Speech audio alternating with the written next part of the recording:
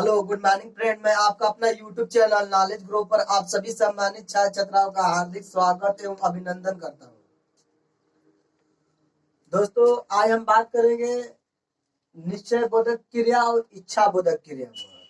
ये सभी है संयुक्त क्रिया के भेद है। जो संयुक्त क्रिया के 11 भेद होते हैं उसी में ये है निश्चय बोधक क्रिया और इच्छा बोधक क्रिया। तो आज हम इसी पर डिटेल में चर्चा करने वाले हैं कि निश्चय बोधक क्रिया किसे कहते हैं और इच्छा बोधक क्रिया किसे कहते हैं,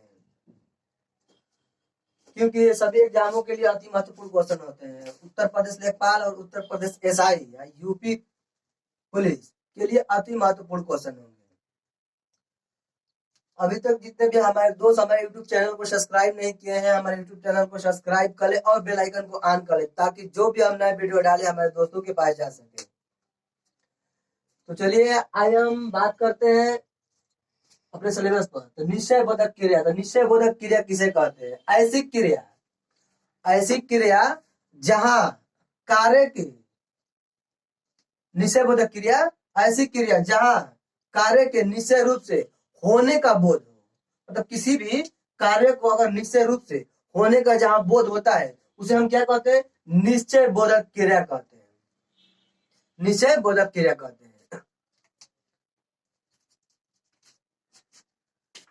निश्चय बोधक क्रिया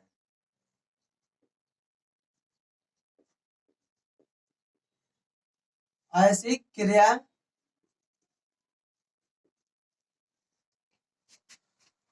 क्रिया जहां किसी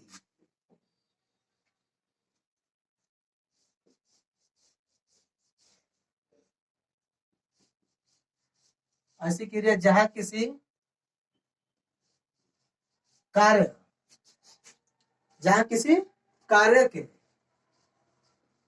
कार्य के निश्चय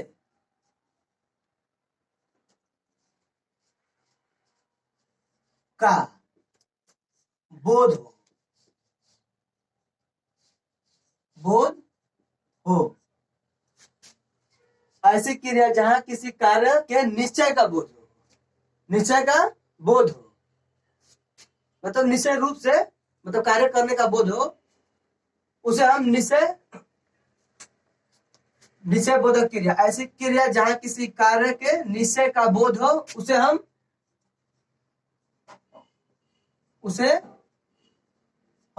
निश्चय बोधक क्रिया कहते हैं।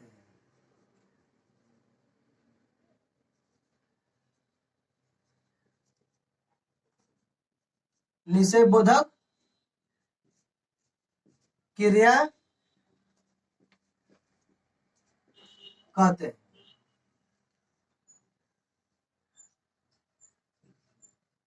निश्चय बोधक क्रिया कहते हैं मतलब किसी कार्य का निश्चय रूप से, मतलब किसी भी कार्य को निश्चय रूप से किया जाए। इसमें क्या होता है? निश्चय रूप से, निश्चय रूप। किसी भी कार्य का निश्चय रूप जो होता है उसे हम क्या कहते हैं? निश्चय बोधक क्रिया कहते हैं। निश्चय बोधक क्रिया कहते हैं। तो जो हमारा निश्चय बोधक क्रिया हो गया, जैसे लड़का दौड़ते दौड़ते गिर पड़ा। सब उदाहरण ले लेते हैं। लड़का दौड़ते दौड़ते गिर पड़ा।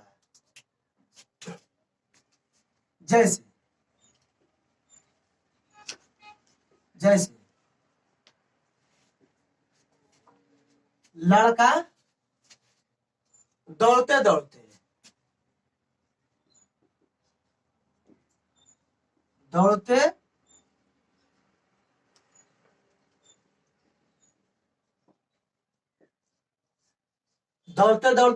गिर पड़ा।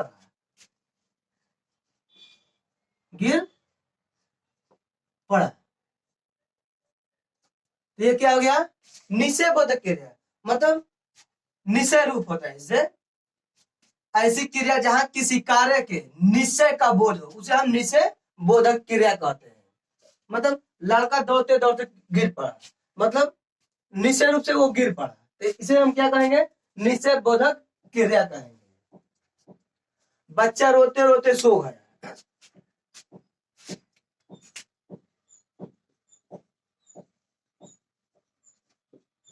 बच्चा रोते रोते, बच्चा रोते रोते सो गया, सो गया, बच्चा रोते रोते सो गया। तो यहाँ पे भी क्या हो रहा है, बच्चा रोते रोते सो गया। यहाँ भी कार्य निश्चय रूप से हो रहा है, मतलब हो गया। इसे हम क्या कहेंगे, निश्चय बोधक क्रिया कहेंगे। तो निश्चय बोधक क्रिया का जो हमारा उदाहरण था क्या था, ऐसी क्रिया जहां किसी कार्य के निश्चय का बोध हो, निश्चय का बोध है मतलब निश्चय रूप से होने का बोध हो, मतलब निश्चय रूप से कोई भी कार्य अगर हो रहा है, मतलब निश्चय रूप से हो चुका है, तो उसे हम क्या कहते हैं, निश्चय बोधक क्रिया कहते हैं। निश्चय का बोध हो उसे हम निश्चय बोधक क्रिया कहते हैं। निश्चय रूप, इसे निश्चय रूप से होना चाहिए किसी भी कार्य को। जैसे लड़का दौड़ते दौड़ते गिर पड़ा, मतलब लड़का तो दौड़ रहा था लेकिन दौड़ते दौड़ते गिर पड़ा। उसके बाद बच्चा रोते रोते सो गया, मतलब बच्चा जब रो रहा था, कार्य कर रहा था, उसके बाद वो सो गया। ये भी क्या है, निश्चय रूप से हो रहा है, ये भी कार्य निश्चय रूप से हो गया। इसे भी हम क्या कहेंगे, निश्चय बोधक क्रिया। निश्चय बोधक क्रिया के बाद आता है इच्छा बोधक क्रिया। ऐसी क्रिया जहां किसी कार्य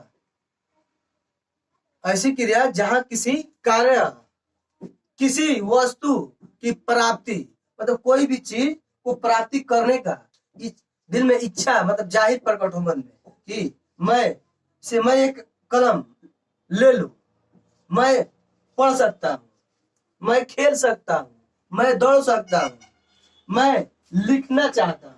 ये सब क्या है, मन में इच्छा जो जाहिर हो रहा है, उसे हम क्या कहते हैं, इच्छा बोधक क्रिया कहते हैं। इच्छा बोधक क्रिया कहते हैं। तो हम इच्छा बोधक क्रिया को देख लेते हैं।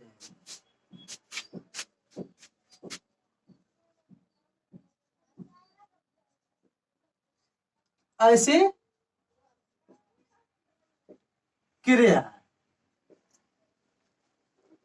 क्रिया जहां किसी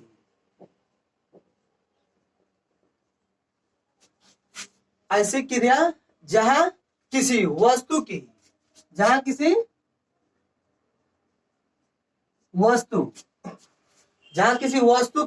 प्राप्ति की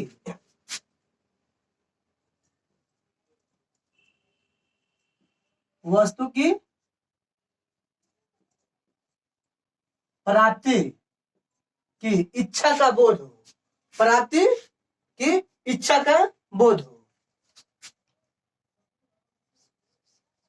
इच्छा का बोध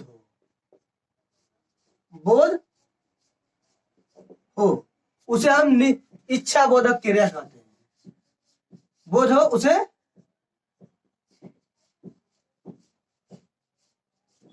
उसे इच्छा बोधक क्रिया कहते हैं। इच्छा बोधक क्रिया कहते हैं।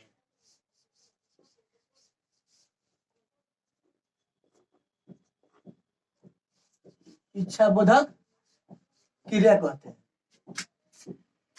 इच्छा बोधक क्रिया ऐसी क्रिया जहां किसी वस्तु की प्राप्ति के, मतलब कोई भी वस्तु को प्राप्त करने की जो मन में इच्छा प्रकट होती है मन में इच्छा प्रकट होती है, उसे हम क्या कहते हैं, इच्छा बोधक क्रिया कहते हैं।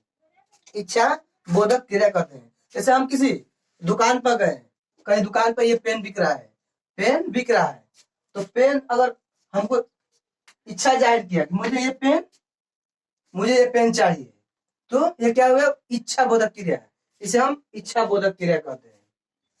जैसे मैं एक घड़ी खरीदना चाहता हूं, जैसे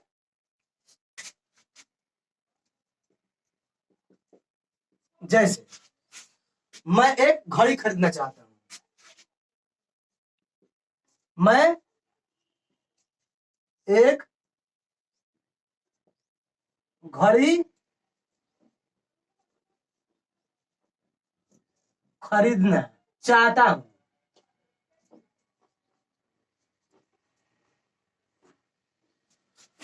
मैं एक घड़ी खरीदना चाहता हूं या चाहती हूं, लिख देते हैं, चाहती हूं। मैं एक घड़ी खरीदना चाहती हूं।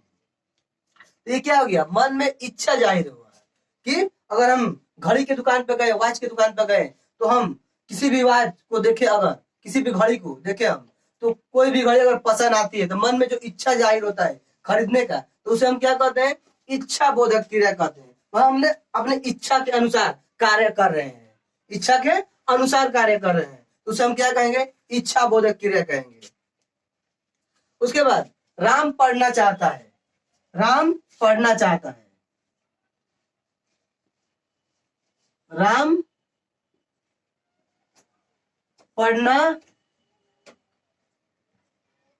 चाहता है। राम के मन में जो पढ़ने की इच्छा जाहिर हो रही है, राम के मन में जो पढ़ने की इच्छा जाहिर हो रही है, उसे हम क्या कहेंगे, इच्छा बोधक क्रिया कहेंगे। राम पढ़ना चाहता है मतलब राम के मन में पढ़ने की इच्छा जाहिर हो रही है, तो उसे हम क्या कहेंगे, राम इच्छा बोधक क्रिया कहेंगे। राम पढ़ना चाहता है। मोहन खेलना चाहता है,